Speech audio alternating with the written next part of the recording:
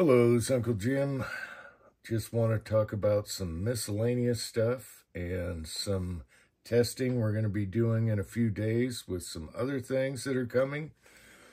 So first off, yesterday we tried out the Streebug 10mm in the last video and left out things that we just got it, so I didn't know much about it. Anyway, I said the threads on it was 9 by 16, and no, it's 9/16 by 2/4 right-hand twist.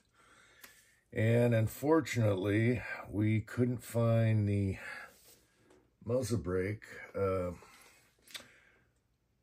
that has that thread on there, because we like the J-Mac muzzle brakes. So you have a brake, but you also have the threads to just put the can on it.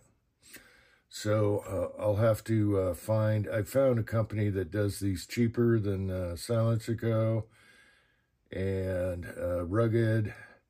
And so we're just going to go with one of these in that twist. But the good news is it's right-hand twist.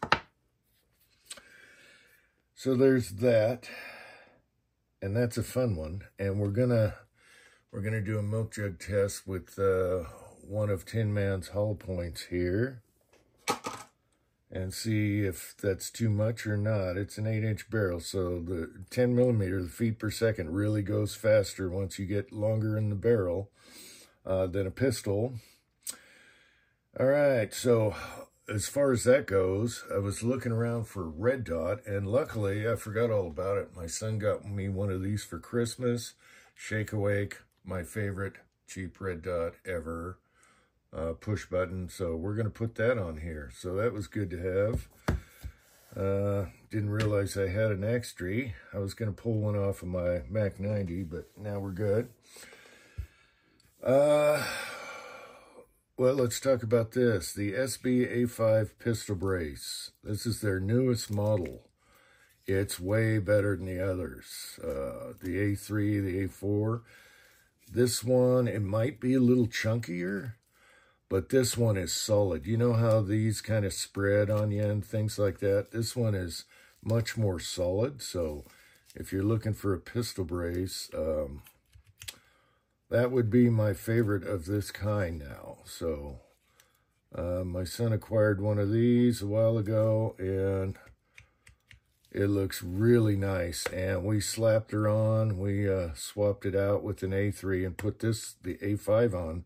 And man, it is way better. It is nice. So there's that.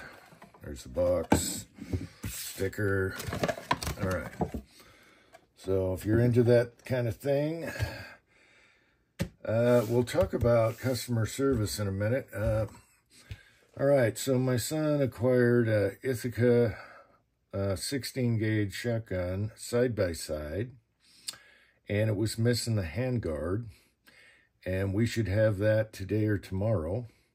And it came with the hardware, and he got it for $40, which is cheap because none of them had the hardware with it, and they wanted the same or more for those handguards. And it might even match. It's got a dark wood on the shotgun we have. So he found some 16 gauge when he's picking up his 10mm. And this is number 5 shot, and that's going to do just fine for now, 1,300 feet per second. And it'll give me something to play with. Now, I don't have a 16 gauge loader. Now, here's the funny thing. I can convert my 20 gauge or 12 gauge mech over to 16 gauge. Just add the different parts on it and just do a big batch and then put it back to normal. However, those are like $110 just for the kit. And I looked at because we're not going to do a ton of these. It's only 16 gauge, if it works. I don't know if the hammers fire or not yet. Then I looked at the little Lee pocket kits, where you take a hammer and do the primer and dink around and take forever. Those things are $100 and something in 16 gauge. I remember finding a couple at a pawn shop that were 20 and 12 gauge One was missing one part. The other one was great. And those were $20. I should have bought one of them just in case, I don't know, apocalypse. I don't know what they're for. It's better to have a mech machine. So here's the funny thing. So then I look at the Lee loaders, the complete loaders. You know, they're a little cheesy, plasticky, wobbly. That thing is like, Midway has them right now for $60-something in 16 gauge. And what led me to that was I thought maybe I'll just buy the Lee sizer and do everything by hand, you know, figure out a way to crimp it. I don't know, I might just get the Lee loader. I don't know where I'm going to put it.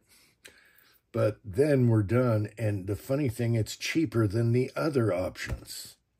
So there's that. I haven't found like a little loader for 16 gauge like the Russians make. So anyway, there's something funny there. So we'll figure that out.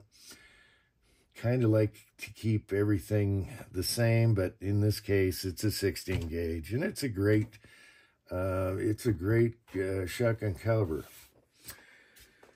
All right, so I guess the last thing to finish off here is I forgot to do a follow-up on the retro bolt.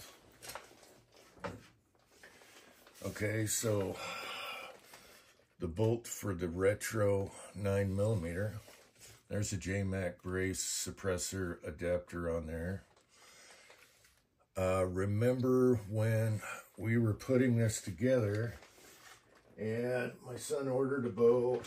He got a great price.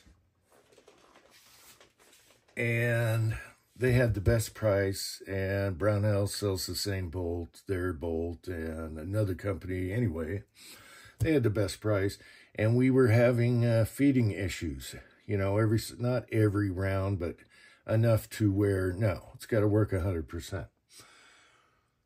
So, BK Firearms had the best price on the 9mm bolts, and it looked nice. Everything was nice except for we were having the feeding issues. So I called the company.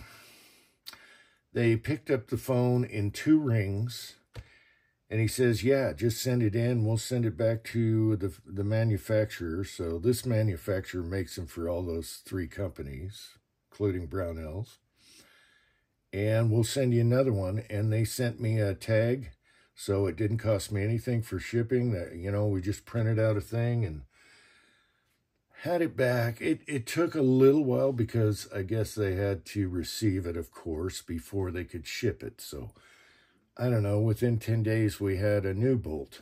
So I look at the new bolt, and it had the same extractor movement up and down, everything. I couldn't tell the difference. This one worked. So I want to give a huge thumbs up for BK Firearms. These guys answered in 2 rings and no questions. They just said, yeah, send it back. We'll give you a tag. Boom, bang, pow. And we got her, and we're good. So now it works. Don't know why. It looks exactly the same. So I guess that's it. So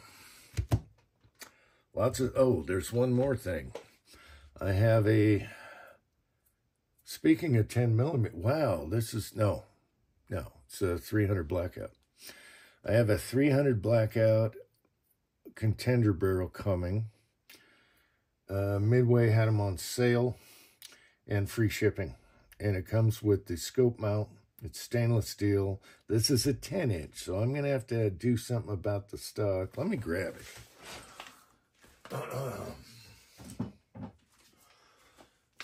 Okay, so they had the 10-inch and 300 blackout. I wanted one forever in 300 blackout. And my only choices was to find an old Whisper someone did, or there's 2 companies that made them, and SSK is the best one, and they're making the new receivers now, like the old contenders here, in stainless. So that's coming up, and I should be getting on this right now, but it'd be nice to have the barrel in hand. So for now, I can use my old stocks, you know, the skinnier ones, skinnier grip. But I was thinking about this one, since it's a 10-inch, this is a 14. The barrel comes out to about here. And it's like, how am I going to get my can on it? So what we're going to do is ream this out on the inside. I thought about different ways. I don't want to chop it shorter because I like the bipod out here. It's just real stable that way. So what we're going to do here, and I should have done this, it's just too hot in the garage. Sand out a relief cut so the suppressor can screw on here. And it might not look like ass because you'll still see, it'll probably come down like this. And then make it big enough so I can screw onto that and have a can on it, because that's the beauty of it. And so it's a 1-in-7 twist. I'm hoping it's nice. I'm hoping it plunks just like all our ARs and bolt action 300 blackouts and uses the same load. So I'm very curious about that. I should have that tomorrow. But I should have been linseed oiling this thing 2 days ago, so it's ready, because we're just going to take my son's sander he uses for knives, put the small drum on it, and just run this out. So I got the width of the can on the inside of this recess, and maybe it won't look like ass. And then I thought about notching the corners at a 45. I don't want this rounded. I want it different looking. This is kind of like an Anschutz cut. So then I thought we'll do a 45 on each corner here. I don't know. I don't know how it's going to look. So this is just linseed oil, and it turned out a beautiful green. Now I have a complete set in a brown, cinnamon, whatever, just like this, but I don't want to drill into this because this is carbine. And I got a pillar, bed it, and everything. I used lamp rod, actually. It was so easy. And then a little bit of epoxy just to free float it here. So I think the easiest way to make then I can use all my barrels on this and not have to switch around, is just relieve this out, drum it out, like right here. I don't know what it's going to look like. It'll probably come down, then I'll notch it or something. Hopefully it doesn't look like ass. So we'll see what that looks like. And then I'll just 45 the nose, just a hair. And the linseed oil is just going to make it, it's easy touch-up. I've already touched this up, beaten it up, and I got a steel plate all the way across the bottom now. That way it's simple, so I can shoot all 4 calibers. I do have to figure out what scope I'm going to put on it. I have a 3x9, but that's kind of big for a 10-inch. I could put a red dot, but then I can't see. I don't know. All right. Well, tell me what you think. These are really nice. And, of course, these are always nice. We got tons of them. And this company is nice to deal with. I'll tell you that right now. There's good ones and there's bad ones, and these are top of the line. That was the easiest service call ever. Until next time, thanks for watching.